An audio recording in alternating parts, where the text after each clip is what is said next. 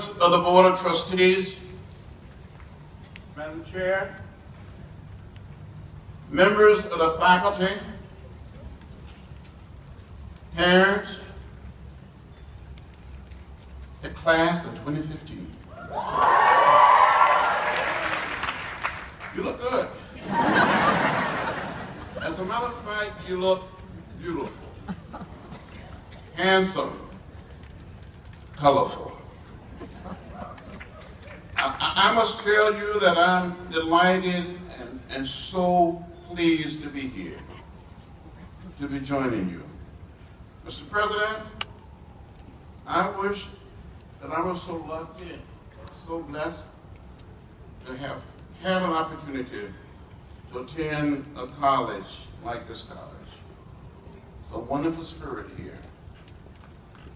It's a beautiful spirit.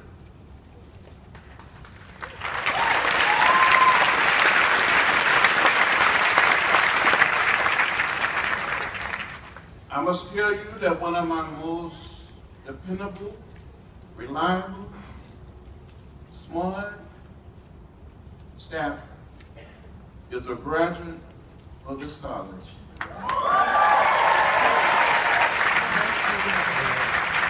She is my legislative director, Jamila Thompson, sitting in the audience.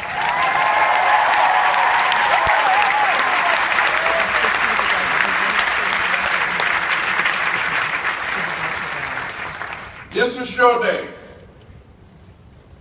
It's not my day. It's not about me. It's your day.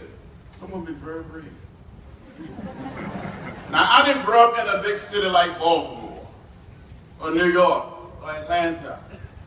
I grew up in rural Alabama, 50 miles from Montgomery, outside of a little place called Troy. My father was a sharecropper, a tenant farmer. But back in 1944, when I was 4 years old, and I do remember when I was 4. Now, how many of you graduates remember when you were 4? What happened to the rest of us? My father had saved $300, and with the $300, a man sold him 110 acres of land. We still own that land today in South Carolina. On this farm, we raise a lot of cotton, lots of peanuts, hogs, cows, and chickens. And you know anything about raising chicken? Some of you like to eat chicken? But on the farm, it was my responsibility to care for the chickens. And I fell in love with raising chickens like no one else could raise chickens. When the setting hen was set, I would have to take the fresh egg and the mark with a pencil, place them under the setting hen, and wait for 3 long weeks for the little chicks to hatch. I know some of you smart graduates are saying, John Lewis, why do you mark those fresh eggs with a pencil before you place them under the setting hen? Well, from time to time, another hen would get on that same nest, and there would be some more fresh eggs. Had to be returned fresh eggs from the eggs that were already under the setting hen. I was never quite able to save $18.98 to order the most inexpensive incubator from the Cicero bookstore. You all are too young. Maybe your grandparents will remember the Cicero book catalog. That big book, that heavy book. Some of us call it the wish book. Wish I had this, I wish I had that. So I just kept on wishing. When these setting hens were set and the eggs were hatched, I would take these little chicks and give them to another hen. I'll put them in a box with a lantern, get some more fresh. I kept on cheating on these setting hens. And when I look back on it, it was not the right thing to do. It was not the moral thing to do. It was not the most loving thing to do. It was not the most nonviolent thing to do. It was not the most democratic thing to do. As a little child, about 8 or 9 years old, I wanted to be a minister. I wanted to preach the gospel. So from time to time, with the help of my brothers and sisters and my cousins, we would gather all of our chickens together in the chicken yard. And my brothers and sisters and cousins would line the outside of the chicken yard, and I would start preaching. And when I look back on it, some of these chickens were by their head, Some of these chicks will shake their head. They never quite said amen. But I'm convinced that some of those chickens that I preached to in the 40s and the 50s tended to listen to me much better than some of my colleagues listen to any day in Congress.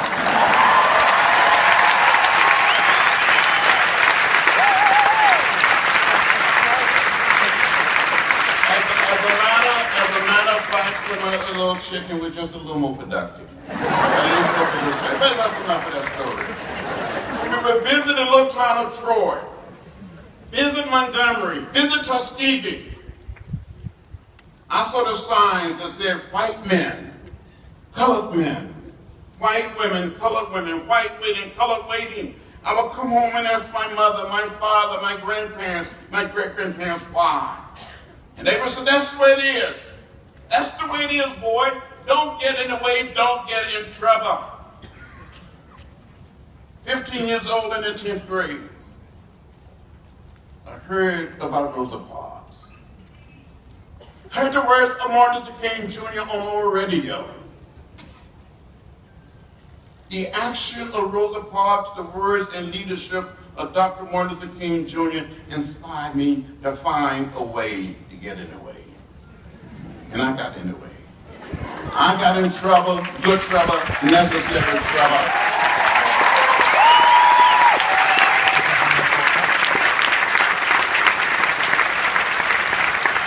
So inspired by Dr. Martin Luther King Jr. that in 1956, at the age of 16, with some of my brothers, sisters, and cousins, we went down to the public library in a little town of Troy, Alabama, trying to get a library card, trying to check out some books. And we were told by the librarian that the library was for whites only and not for colors. I never went back to that building until July 5th, 1998, for a book signing of my first book, Walking with the Wind.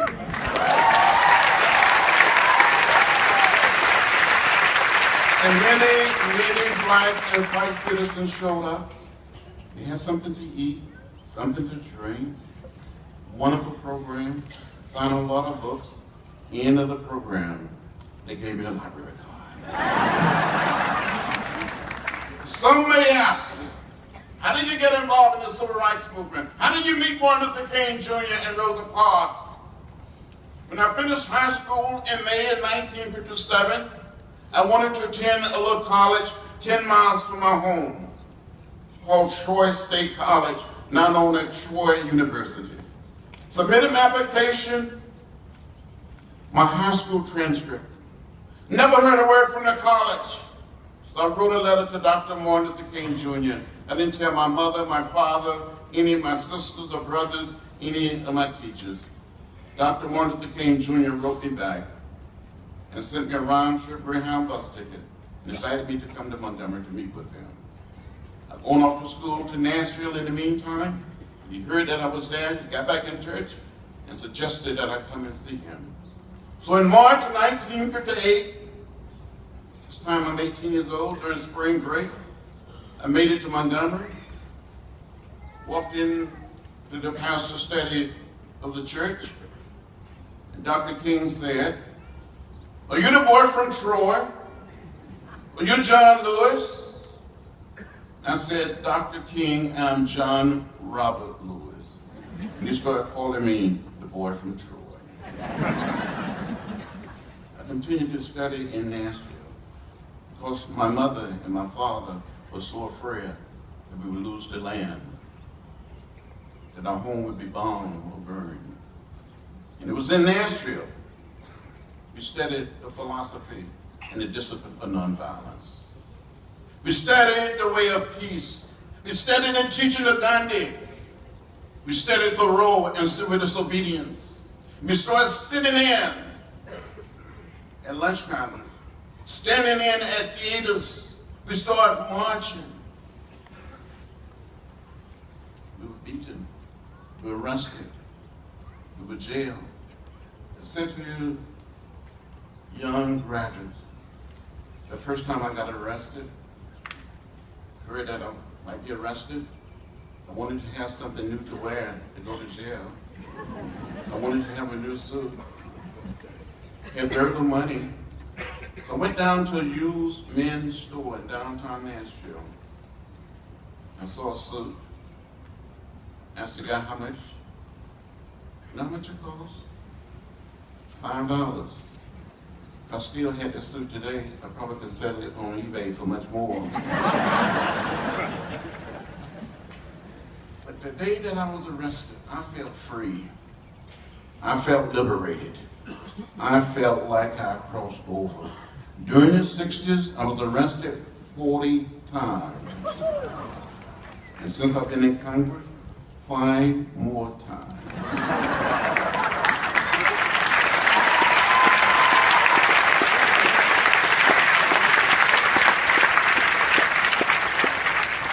Around what was happening in South Africa, what was happening in the Sudan, and then my last arrest, last October, 8 members of Congress and 200 citizens, because we were trying to get the Speaker of the House to bring to the floor a comprehensive immigration reform bill.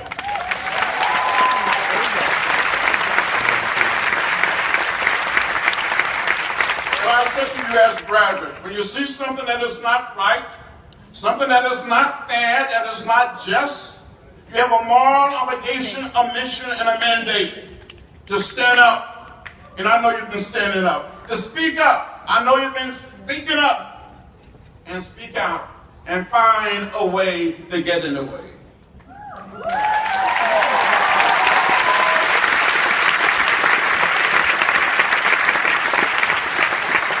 You have received a great education. And you're smart. You're gifted. But use your education. Use your skills.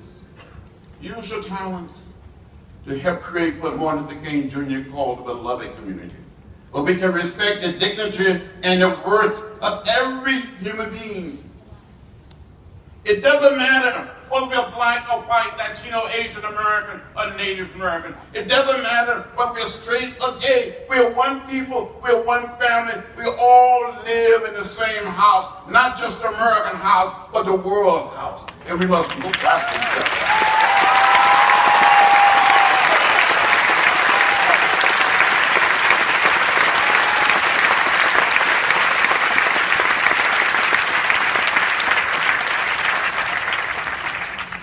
Dr. King said on one occasion, we must learn to live together as brothers and sisters, or we'll perish as fools.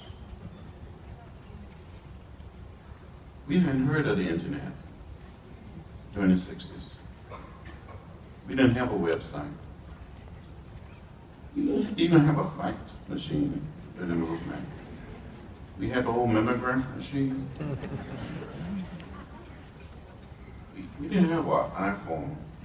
We had a party line. Use what you have, use what you've learned to bring about a non-violent revolution. A revolution of values, a revolution of ideas. On this little planet, on this little spaceship we call Earth, on this little piece of real estate, there are too many people have been left out and left behind. That's not right. That's not fair. That's not just. We do not need to spend more of our limited resources on more bombs and missiles and guns.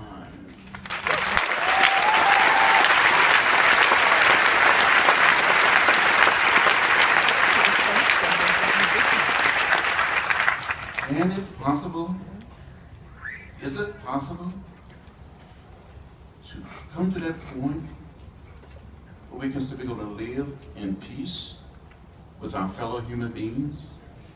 Can we lay down the tools and instruments of violence and war? I've been a victim of violence.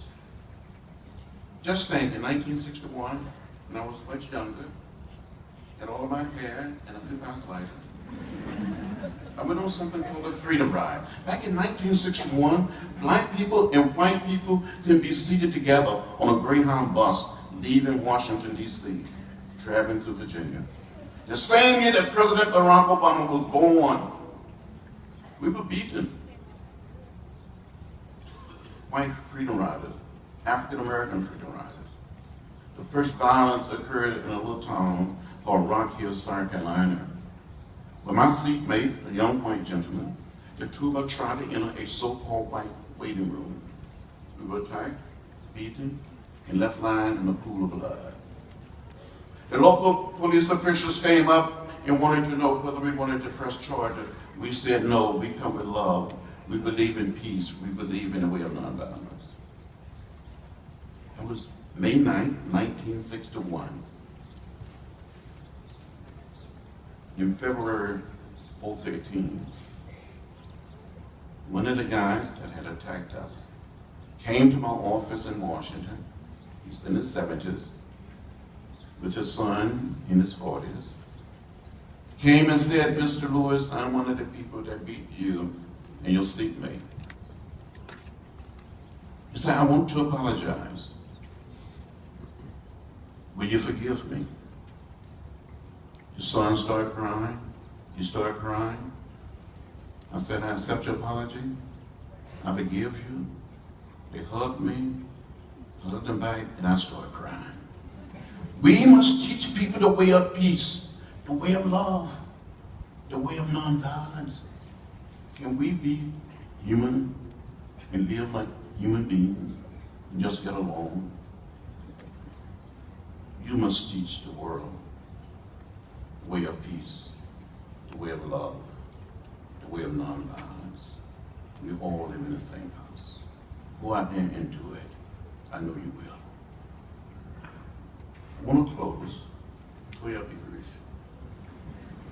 When I was brought up outside of Troy, Alabama, 50 miles from Montgomery, I had an aunt by the name of Seneva, and my aunt Seneva lived in what we call a shotgun house. I know you're smart, I know you're gifted, but you don't know what a shotgun house is. My aunt Seneva didn't have a green manicured lawn, had a simple plain dirt yard. And sometime at night you can look up through the holes in the ceiling, through the holes in the tin roof, and count the stars. Those of you who may not know what a shotgun house is. In a nonviolent sense, an old house, one way in, one way out, but you can bounce a basketball through the front door and it will go straight out the back door. But one Saturday afternoon, a group of my brothers and sisters and a few of my first cousins, I playing in my unseen dirt yard. An unbelievable storm came up. The wind started blowing, the thunder started rolling, and the lightning started flashing. And the rain started beating on the tin roof of this old shotgun house. My aunt became terrified. She thought this old house was going to blow away. She got all of us little children together and told us to hold hands. Then one corner of this old house appeared to be lifted from its foundation. She had us to walk to that corner to try to hold the house down with our body. When the other corner appeared to be lifted, she had us to walk to that side. We were little children walking with the wind, but we never, ever left the house. You must let the spirit of Goucher College be your guide. You must do everything possible to hold down our little trimming house. Not just a house of Maryland, or New York, or Georgia, or Africa, or South or Central America, but the world house. We all live in the same house. Maybe our foremothers and our forefathers all came to this great land in different ships. But we're all in the same boat now. We must look out for each other and care for each other and build a beloved community, a community at peace with itself. I wish you well. Thank you. Good luck. Go out there. Thank you.